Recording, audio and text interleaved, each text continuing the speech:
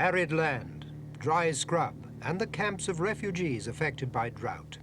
It's a picture that has become familiar throughout the whole of northern Africa over the past couple of years, as the shortage of rainfall has killed crops and livestock right across the continent.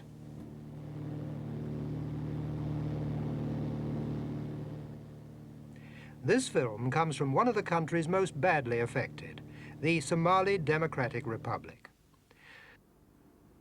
Somalia lies on the northeast coast of Africa, known as the Horn. In the past year, drought's driven a third of its people to the verge of starvation.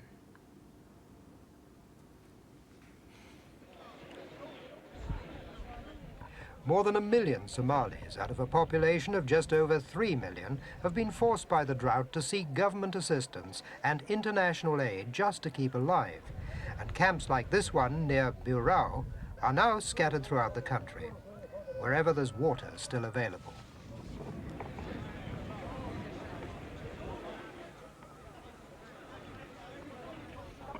The building of huts in the special relief camps isn't too difficult. Those the nomads normally use, which can be erected in a few minutes, are perfectly suitable. But the cultural wrench from a nomadic to a settled life is far more painful. Once used to a free-ranging life with their herd of camels, cattle and goats, now the nomads have to stay in one place and abandon their self-sufficiency to depend on others.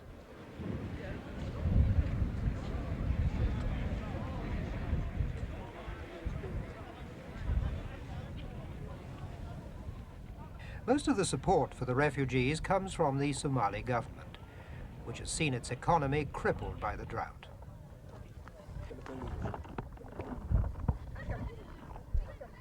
Not only did livestock provide 80% of Somalis with their living, but it also provided the government with 75% of its export earnings. Having lost its income, the government's got to support those who used to provide it.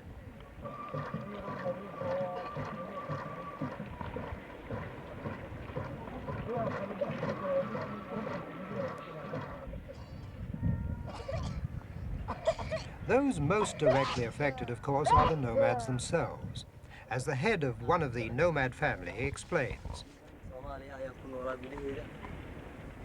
My name, he told us, is Mohammed Mahamud.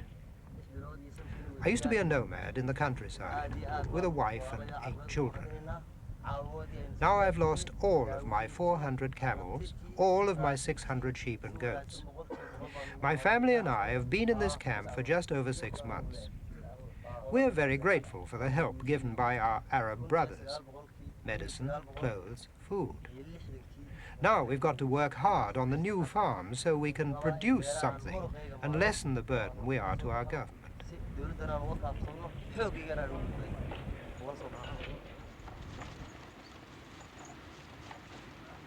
Some of the nomads' livestock has survived and has been brought to the relief camps for feeding and watering. It's on these animals and their breeding capacity that much of the country's hopes for rebuilding its prosperity lie once the drought is finally over. The camels and goats that have accompanied their owners to the relief camps are only the remnants of formerly huge herds.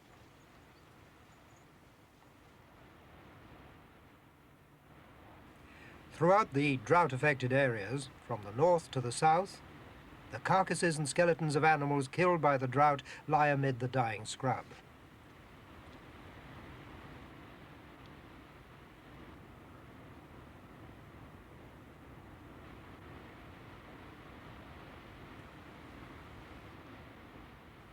A government estimate suggests that 1 million cattle, 5 million sheep and goats, and 300,000 camels will die from the drought.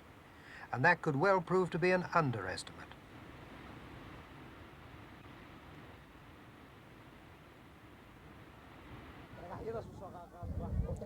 There are 25 camps like this in Somalia, providing food and shelter to 250,000 refugees.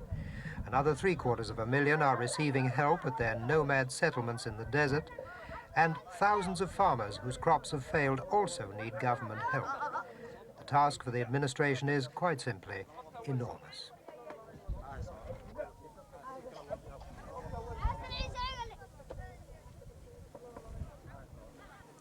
The cost of the relief program's risen astronomically because of the world inflation and rising commodity prices.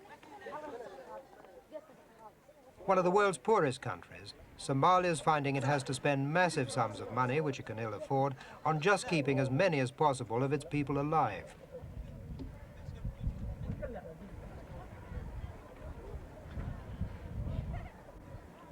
Food's not the only problem. There's water too, and that can't be bought from abroad.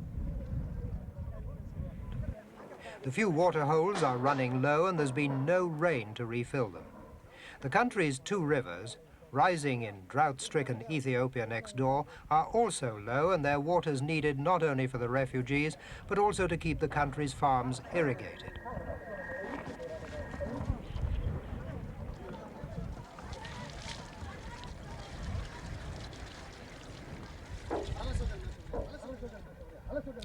A well drilling program has mitigated the effects of the drought a little, but it's still a disaster of almost unimaginable proportions.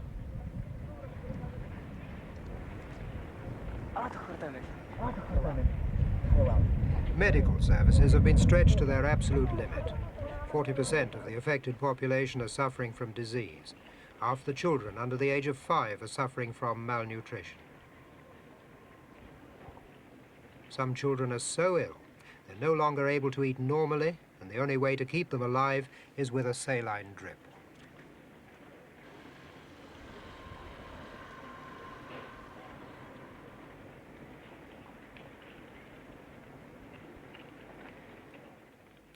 The government has thrown all its scanty medical resources into the relief campaign and has sought medical supplies from abroad, with some success.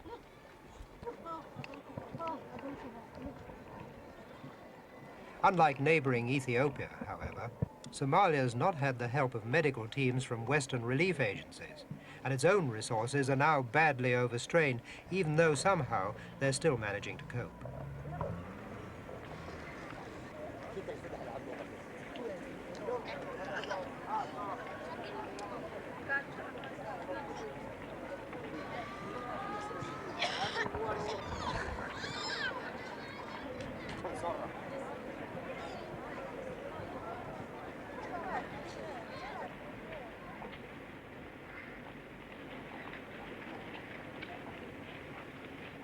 We asked an army doctor working with the refugees to outline the major problems he's met. The disease coming here is malnutrition, diarrhea, pneumonia, bronchitis. The others you can find here, TB, tuberculosis. And how do you treat the people? Do you have enough medicine, enough stuff? Yes, we have got enough medicine. We get medicine from Mogadishu. You can see every kind in here. We have plenty of medicine here. The staff is too many now.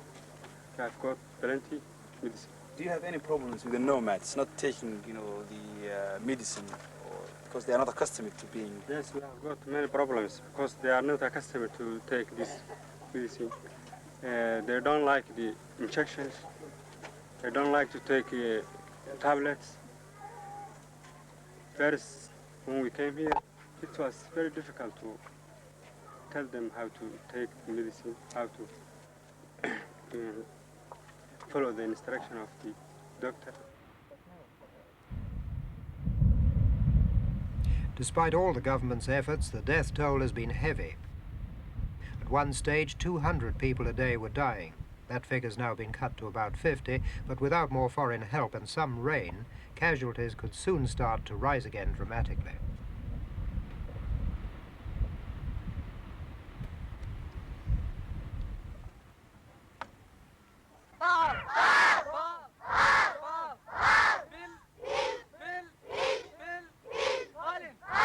Amid all the suffering, there has been one bonus. With so many of the nomads gathered together, the government's literacy program has forged ahead. A couple of years ago, only 3% of Somalis could read and write. Now the figure's risen to 75%, and in the camps the process of education still continues. It's at least something positive to set against the negative aspects of the drought.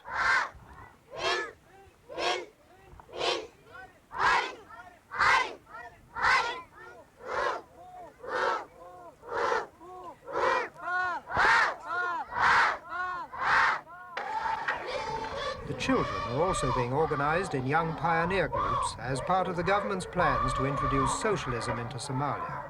Teenagers are already hard at work in the relief program.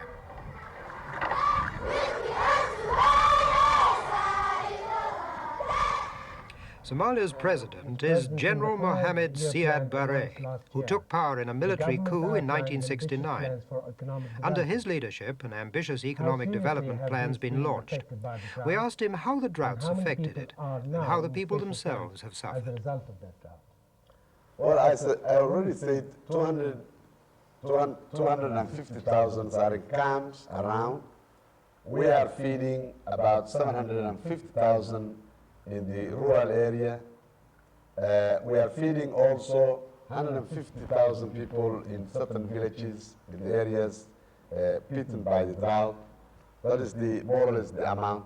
Of course, the whole nation has been very badly affected by the drought because the transactions, commercial transactions, and the economical development was based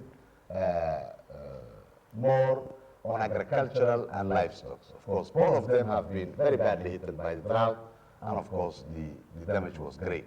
And therefore, all these transactions stopped, as you may understand. Just giving you an example, Bur'o, where you have been, were mostly a city which lives on livestock transactions. So when the animals died and the drought have beaten, no transaction at all. Shops have to be closed, local government have no income, the state have no income, everything stopped because the people were drinking milk, meat, animals, livestock, selling, buying new things, and so the movement was ghee, skins, and everything. Everything have stopped. So you can understand how harm it was. We calculated. The people of Somalia, despite their suffering, are still optimistic about the future. In the past few days, rain has fallen in some of the drought-affected areas, and the worst could now be over.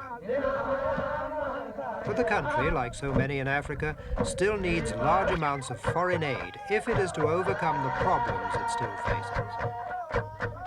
Otherwise, the proud Somalis will continue to face more suffering and deprivation.